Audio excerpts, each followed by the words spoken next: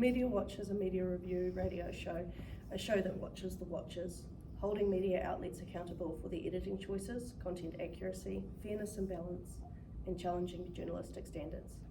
This week, Media Watch looked closely at the editorial choices of TV programs One News and News Hub on their respective nightly 6 p.m. broadcasts, specifically in relation to their choice of their ordering of their political news coverage. One News chose to open with a story about the new government commitment to the goal of being the first in the world to have electricity 100% generated from renewable sources by 2030. This is largely thanks to a $2 billion investment from American energy company BlackRock. This piece is serious, policy-focused, and future-positive. Chris Hipkins is presented as relaxed and upbeat, but ultimately competent leader. Much is made of the newsworthiness of this content. News Hub, on the other hand, led with a story on National's unexpected policy indication that they would ban cell phones in schools. This soft policy announcement was made during party leader Chris Luxon's visit to Hamilton School. Alongside this announcement, he also demonstrated a worryingly inability to spell the word cat. This was delivered as a light-hearted story utilising humour and political buffoonery for entertainment value. They suggest that News Hub has a knack for this type of crowd-pleasing, water-cooler conversation content. The media hosts discuss both these stories at length and then take great pains to ensure that their commentary is balanced and fair and offer further context, highlighting that these are single reports that other organisations have similarly focused on.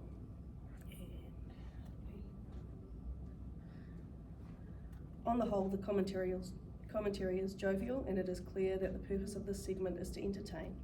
However, some things that may not be apparent on the first listen are the allusions to personal political preferences and biases, particularly around climate change coverage, National's road-heavy policy, and the nation's fascination with a prime ministerial candidate who cannot spell over the more newsworthy renewable energy policy. There is also a tendency to lean into humorous storytelling at the expense of relevant information. Several times during the podcast, the hosts dive off into side stories that do not add value to the segment, but perhaps make the show feel more inviting and conversational for listeners, thereby making the show more accessible and engaging to a broader audience. So the three journalistic values that I've chosen to look at for this story is how journalism should be a forum for criticism, how its practitioners have an obligation to exercise their personal conscience, and it must keep the news comprehensive and in proportion. So for forum of criticism, Kovac and Rosenthal state that journalism should also attempt to fairly represent varied viewpoints and interests in society, and to place them in context, rather than highlighting only the conflicting fringes of debate. Accuracy and truthfulness is also required in the public discussion, and not neglecting points of common ground. For obligation to exercise, states in journalism in the book by Kovac and Rosenthal, because news is important, these who provide news have responsibility to voice their personal conscience out loud and allow others to do the same as well. And also to keep news comprehensive. It states, keeping news in proportion is a cornerstone of truthfulness. Inflating events for sensation, neglecting others, stereotyping, or being disproportionately negative all make a less reliable map. And in this story here, so in the Media Watch story, where the host Hayden Darnell mentions and speaks about the different news agencies and their different reportings of the 6 o'clock news on the last week. They focus on the top news stories from each news broadcaster, and they criticise when One News goes on about the new climate change and renewable energy target that the government has announced, and News Hub focuses on the Prime Minister not being able to spell cat. They criticise News Hub in that for water cooler moments and not going on to a more heavy story like climate change.